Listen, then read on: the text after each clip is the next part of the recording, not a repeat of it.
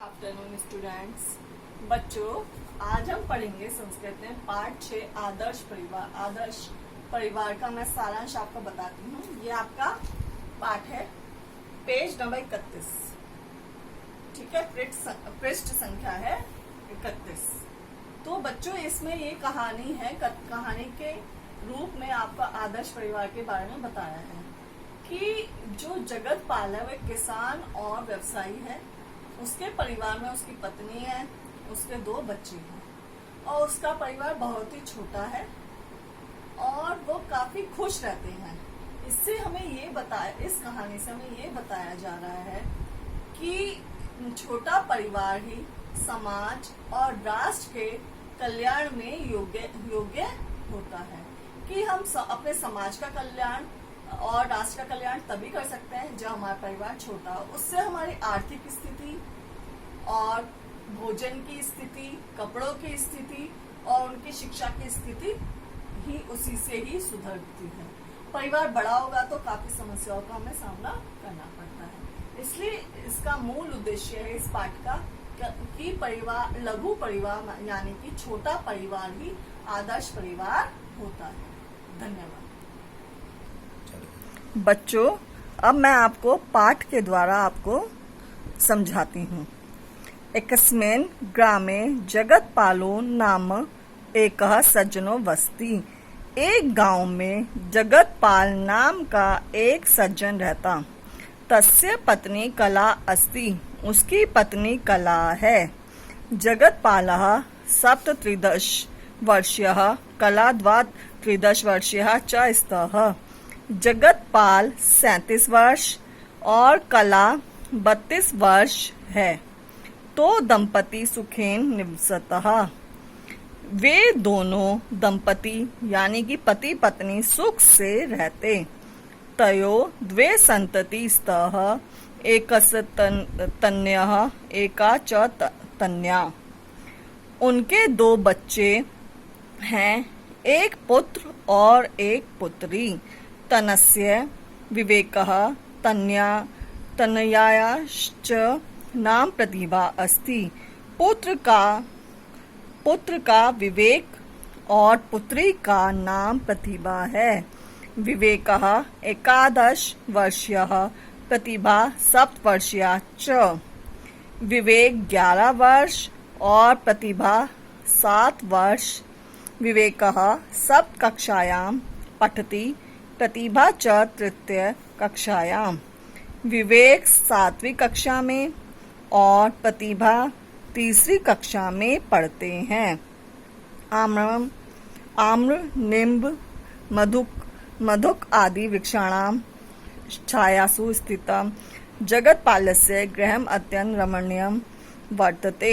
आम, नींबू, महुए के पेड़ों आदि की छाया में स्थित जगतपाल का घर अत्यंत सुंदर है। जगतपालः एकः उद्योगी कुशल च कृषकः अस्ति। जगतपाल एक उद्योगी यानी कि व्यवसायी, कुशल व्यवसायी और किसान है। सः सर्वदा कृषि कर्मणि संलग्नः स्वकर्तव्यं पालयति। वह हमेशा कृषि के कामों में लगा रहना अपना कर्तव्य का पालन करता है। सः परिश्रमं कृत्वा स्वक्षेत्रे पर्याप्तम् अन्नं, शाकं, फलं च उत्पादयति। वह मेहनत करके अपने खेत में पर्याप्त अन्न, सब्जी और फल उगाता है। तस्य गृहे एका श्वेतवर्णः धेनुः वर्तते। उसके घर में एक सफेद रंग की गाय है। सा बहु दुग्धं ददाति। वह बहुत सारा दूध देती है। विवेकः प्रतिभा च स्वास्थ्यप्रदं पुष्टिदं च भोजनं कुरुतः। विवेक और प्रतिभा स्वास्थ्यवर्धक और पोषक तत्वों से युक्त भोजन करते हैं। तो शाकं फलं च अधिक्येन खादतः। वे दोनों फल और सब्जी अच्छे से खाते हैं। तो यच्छेयं पया पिबतः। वे दोनों इच्छा अनुसार दूध पीते हैं। स्वच्छानि वस्त्राणि परिधाय तो मातरं पितरं च प्रणयं पठनाय स्वविद्यालयं प्रति गच्छतः। साफ सुथरे वस्त्रों को पहनकर वे दोनों माता और पिता को प्रणाम करके पढ़ने के लिए अपने विद्यालय की ओर जाते हैं। तो विद्यालयतः आगत्य किंचित विश्रामं कृत्वा गृहकार्यं कुरुतः। वे दोनों विद्यालय से आकर कुछ यानी कि थोड़ा विश्राम करके अपना गृह कार्य करते हैं। तत्पश्चात सायं स्वमित्रे सह क्रीडतः। उसके बाद शाम को अपने मित्रों के साथ खेलते हैं। कला एका स्वस्था आदर्शभूता च गृहिणी अस्ति। कला एक स्वस्थ और आदर्श गृहिणी है। सदा स्वकार्याणि संपादयति। पत्युः संतानयोः च स्वास्थ्य विषये सावधान वर्तते। वह हमेशा अपने कार्य संपादित करती है, पति और बच्चों के स्वास्थ्य के विषय में सावधान है। पति जगत्पालोऽपि स्वपत्नी कलां बहु मन्यते।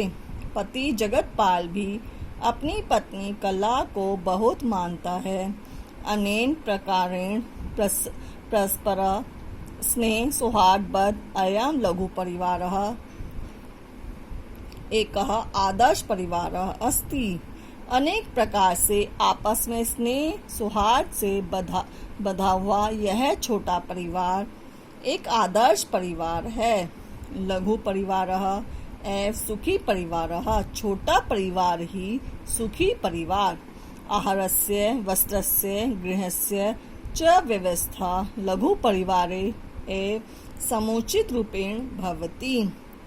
भोजन की, कपड़ों की और घर की व्यवस्था छोटे परिवार में ही समुचित रूप से होती है। लघु परिवारेण समाजस्य राष्ट्रस्य च कल्याणं भवितुम् अर्हति।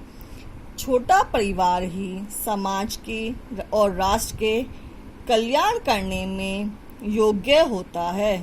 मूल्यः लघु परिवारेण समाजस्य राष्ट्रस्य च कल्याणं भवितुम् अर्हति। इसका मूल क्या है? लघु परिवार ही समाज के और राष्ट्र के कल्याण करने में योग्य होता है। बच्चों, आशा करती हूँ आपको पाठ का हिंदी अच्छे से समझ आई होगी। धन्यवाद।